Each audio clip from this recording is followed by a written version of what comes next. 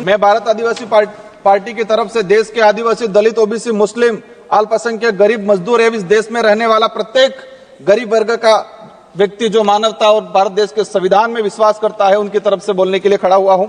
आज देश का पढ़ा लिखा, डिग्रीधारी, शिक्षित, बेरोजगार युवा 200-300 रुपए में दिहाड़ी मजदूरी करने के लिए मजबूर हो रहा है, और जो दूसरी तरफ जो विदेश में जा रहे हैं, जो रोजगार के लिए वो दोबारा पैरों में, हाथों में बेड़ियां लेकर वापस लौट रहे हैं। ये हमारा देश की स्थिति है, पढ़े लिखे विशेषकर बेरोजगारों की। आदिवासी समुदाय ने जितना प्राकृतिक आपदा का कहर नहीं झेला है, उससे ज्यादा हजारों सालों से शोषण, अत्याचार, विस्थापन जैसे मानव निर्मित आपदाओं के कहर से जूझा है। और उसका अगर उस आदिवासी समुदाय को आधुनिकता की लाइन में लाके खड़ा करना है तो विशेषकर एक आर्थिक पैकेज देने की आवश्यकता है, और साथ ही संविधान के अंदर जो प्रावधान है 5वीं अनुसूची और 6ठी अनुसूची का, और विशेषकर पैसा एक्ट को उसको धरातल पे लागू करने की सख्त जरूरत है।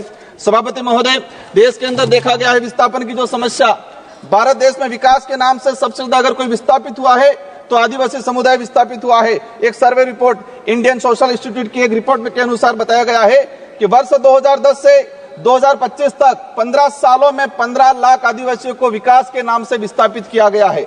वर्ल्ड बैंक की रिपोर्ट में बताया गया है कि विस्थापन आदिवासी समुदाय में से 50% आदिवासी परिवार पुनः विस्थापित नहीं हो पाते हैं। साथ ही भारत देश में एक सर्वे रिपोर्ट में आया है कि जो आदिवासी समुदाय है अपने जीवन काल के दौरान कम से कम 50% आदिवासी एक उम्र के अंदर 2 बार विस्थापित होते हैं। आजाद भारत में उस समाज को प्रताड़ित किया जा रहा है जिसका इतिहास का हर पन्ना खून से रंगा हुआ मिलेगा। क्योंकि आदिवासी जल जंगल जमीन की लड़ाई के लिए, देश की रक्षा के लिए मुगलों से, राजा रजवाड़ों से और अंग्रेजों से लड़ता आया, कभी झुका नहीं, लेकिन आज उनकी हालत बेहद बेहतर है। पिछले 10 सालों में भाजपा सरकार द्वारा धर्म की आड़ में कलम कागज के हथियारों से आदिवासियों के अधिकार, जल जंगल जमीन को हड़प कर आदिवासियों की मानसिक, आर्थिक, बौद्धिक हत्या करने का काम किया गया है। सभापति महोदय, आज बजट में सशक्त भारत बनाने की बात चल रही है।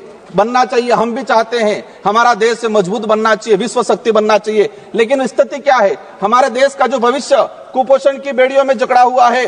NFS 5 की रिपोर्ट बताती है कि आदिवासी बच्चों में 55% आदिवासी कुपोषित, और उसमें भी 42% बच्चे गंभीर एनीमिया से पीड़ित है। और आज देखा गया इस बजट के अंदर कि कुपोषण को दूर करने के लिए कोई बजट का प्रावधान नहीं किया गया है। बेटी बचाओ बेटी पढ़ाओ का नारा लगा रहे हैं, बट हमारे देश की महिलाओं के लिए हम भी चाहते हैं कि मजबूत बने, सशक्त बने, लेकिन हकीकत क्या है? देश के अंदर देखा गया है कि आदिवासी समुदाय में विशेषकर हर तीसरी महिला कुपोषण का शिकार है और हर दूसरी महिला एनीमिया का शिकार है। आदिवासी बच्चों में शिशु मृत्यु दर राष्ट्रीय औसत से 30% अधिक है। 5 वर्षों से कम उम्र के आदिवासी बच्चों की मृत्यु का अनुपात राष्ट्रीय औसत से 61% अधिक है। माननीय सभापति महोदय, बाकी जो रहा, जो जीवन काल के अंदर देखा गया है, कभी माओवादियों के नाम से, कभी नक्सलवादियों के नाम से मारा जाता है। एट्रोसिटी में कई आदिवासियों को मारा गया। NSRC की एक रिपोर्ट बताती है कि वर्ष 2020 से 2025 मात्र 5 साल के अंदर 400 आदिवासी पुलिस मुठभेड़ में मारे गए हैं। आज मणिपुर का हत्याकांड, मणिपुर में देख लो, कई आदिवासियों को मारा गया है। छत्तीसगढ़, झारखंड का आम आदिवासी कभी उधर नक्सलवाद माओवादी की गोलियों के से कहीं के निशाने पे है, उधर पुलिस की गोलियों पे निशाने है। बीच में आम व्यक्ति जो है वो आज उसके साथ अत्याचार हो रहा है। हर दिन एक न एक व्यक्ति मारा गया है। आदिवासी दलित पिछड़ों को सशक्त बनाए बिना हमारे देश, भारत देश को सशक्त भारत बनाने की कल्पना करना एक कोरा सपना रह जाएगा। स्वास्थ्य सुविधा की देखा जाए, आदिवासी क्षेत्र में PSC CSP की, CAG की एक रिपोर्ट आई है कि आदिवासी बाहुल्य क्षेत्र में जितनी जो PSC CSC है वहां पर 60% डॉक्टरों के पद रिक्त हैं। देश में मात्र 18% आदिवासी गर्भवती महिलाओं को ही संस्थागत प्रसव का लाभ मिल पा रहा है। संस्थागत प्रसव का सिर्फ मात्र 18%। सभापति महोदय, 1 मिनट का रहा है। शिक्षा की बात करें, हमारे राजस्थान के अंदर जाडोल कोटड़ा के अंदर जहां से एक मंत्री जी आते हैं, वहां पर 14 वर्ष से अधिक बच्चों को स्कूल और पेन पेंसिल किताब क्या है वो नहीं पता है। आज देखा गया है यूनेस्को की एक रिपोर्ट में देश में देश में 35% आदिवासी बच्चे ड्रॉप आउट हो रहे हैं और राष्ट्रीय औसत 12% है। 8%, मात्र 8% आदिवासी युवा उच्च शिक्षा की पढ़ाई पूर्ण कर पा रहा है।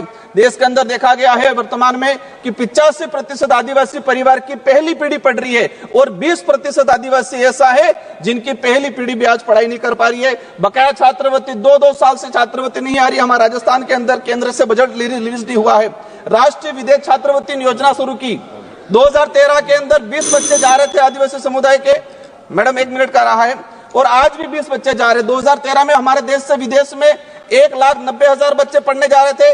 आज 2024 के अंदर 13 लाख जा रहे हैं, लेकिन आदिवासियों के लिए वो 20 सीटें हैं, वही 20 सीटें आज तक वो बढ़ाई नहीं गई है। लास्ट में अंतिम में कहना चाहूंगा, नरेगा के अंदर इस बार देखा गया बजट कोई नहीं बढ़ा गया है। नरेगा की मजदूरी 200 रुपए मिल रही है, उसको 600 रुपए तक किया जाए और 100 दिन का जो रोजगार है वो 200 दिन तक किया जाए। साथ ही आंगनवाड़ी कार्यकर्ता से हर प्रकार की सर्वे करा जाते हैं, सेंट्रल गवर्नमेंट इसको हैंडओवर करे और आंगनवाड़ी कार्यकर्ता सहायिका को एक राजकीय कर्मचारी का दर्जा दिया जाए और उसको नियमित करके भुगतान किया जाए। जल जीवन मिशन की बात हो रही थी, लेकिन ट्राइबल इलाके के अंदर 27% टारगेट अभी तक पूरा हुआ है, वो भी सैंक्शन धरातल पे पानी नहीं पहुंचा है। अंत में कहना चाहूंगा, एकलव्य मॉडल की बात चल रही थी। हम चाहेंगे, अभी घोषणा के स्वागत करते हैं इस बात का, लेकिन उसको धरातल पे इंप्लीमेंट बहुत जल्दी होना चाहिए।